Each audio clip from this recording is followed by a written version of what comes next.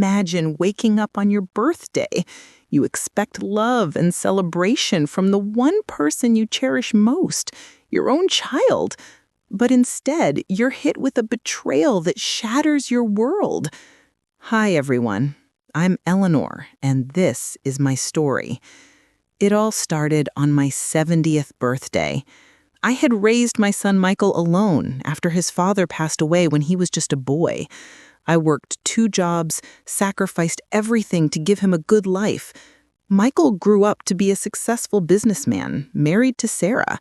They had 2 beautiful kids. I thought we were close. That morning, Michael showed up at my small house with a big smile. "Mom, I have a special surprise for you," he said. My heart raced with excitement. Little did I know, this surprise would change everything. As we drove, I chatted about old memories. I laughed about how he used to draw me birthday cards as a kid. But when we pulled up to a nursing home, my stomach dropped. "What's this?" I asked, confused. Michael avoided my eyes. "Mom, it's for the best. Sarah and I think you need more care now. You're getting older." I felt a wave of shock wash over me. On my birthday? How could he do this? I begged him to take me home, but he just signed the papers and left. He promised to visit soon. As his car drove away, tears streamed down my face. I was alone, abandoned by my own flesh and blood. What had I done to deserve this? Stay with me, because this is just the beginning. A week later, fate had a twist in store. It would turn the tables completely. Let me take you back a bit. This way you understand how deep this betrayal cut. Growing up, Michael was my everything. After losing my husband Tom in a car accident, I poured all my love into raising him. I cleaned houses during the day. I waited tables at night just to put food on the table and send him to college. Michael was smart, ambitious. He graduated top of his class. He started his own tech company. I was so proud when he married Sarah. She seemed kind at first. She always invited me over for family dinners. We had holidays together. I babysat my grandkids, little Emma and Jack, every weekend. They called me Nana Ellie. Those moments filled my heart with joy. But as Michael's business grew, things changed slowly. He visited less, called less.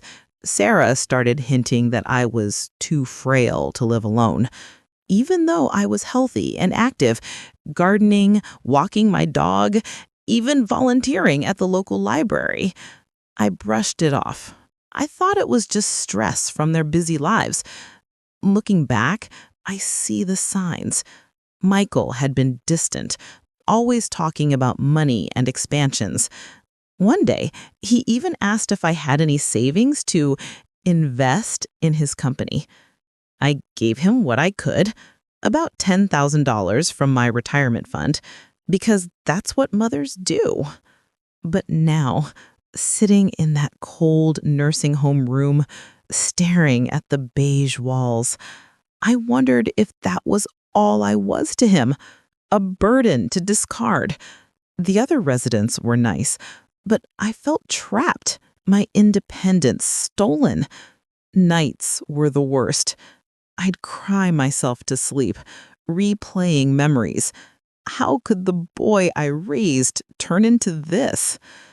But hold on, because amid the darkness, a glimmer of hope was about to appear. It was in the most unexpected way. As days passed in the nursing home, the pain deepened.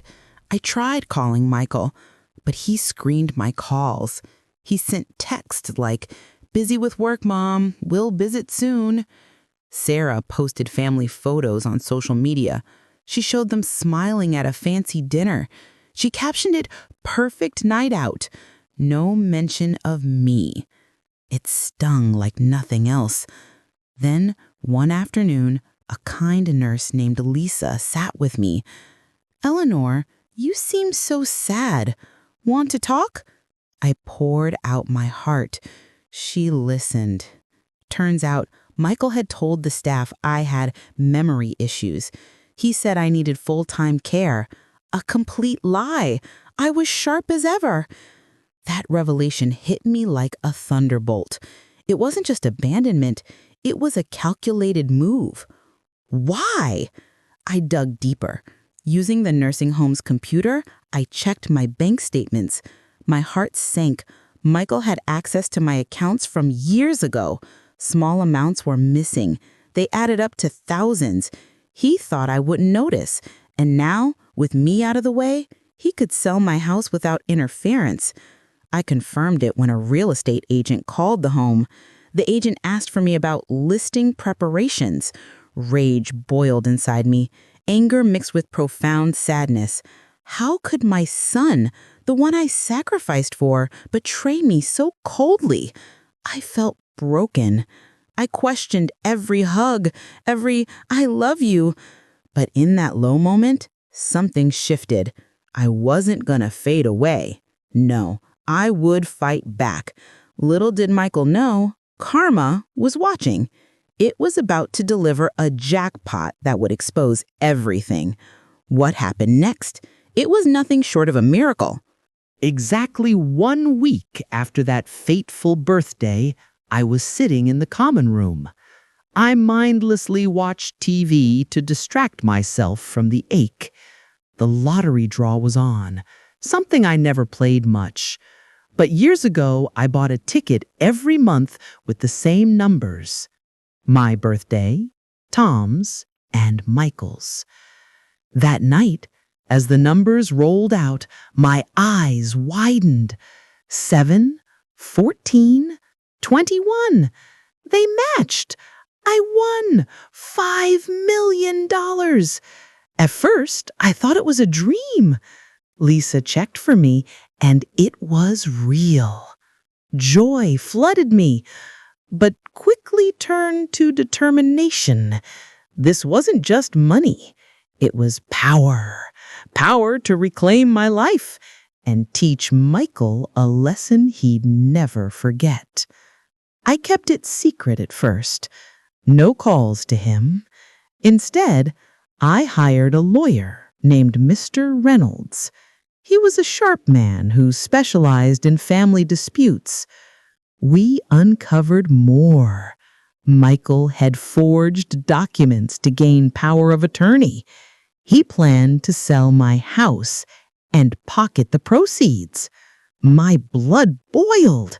This wasn't my son anymore. This was a stranger driven by greed. With the winnings, I planned my revenge carefully. First, I'd buy back my independence, leave the nursing home, get a new home, but more importantly, expose his lies. I'd invite him to a family meeting, pretend to be frail, then drop the bombshell. Imagine his face when he realizes his scheme crumbled. And Sarah, she'd see the truth too. But I had to be smart, build suspense. I started by sending anonymous tips to his business partners about financial irregularities, using what I knew from the missing money. Whispers spread. His deals wavered. He called me then, sounding worried. "Mom, everything okay?"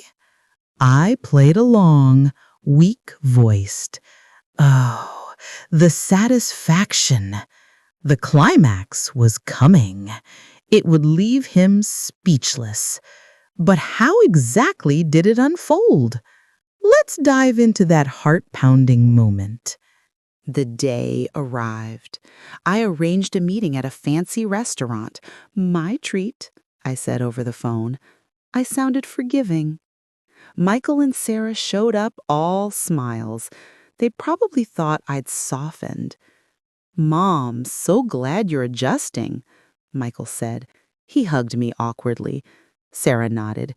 "We miss you at home." I smiled back, hiding the storm inside. As we sat, I ordered the best wine. We chatted lightly. Then, midway through, I pulled out envelopes. "I have gifts," I announced. Michael's eyes lit up, greed flashing. But inside were documents. Bank statements showing the stolen money. The forged papers, even emails from the real estate agent. "What's this?" he stammered, his face paling. Sarah gasped, looking at him in shock. "You did what?"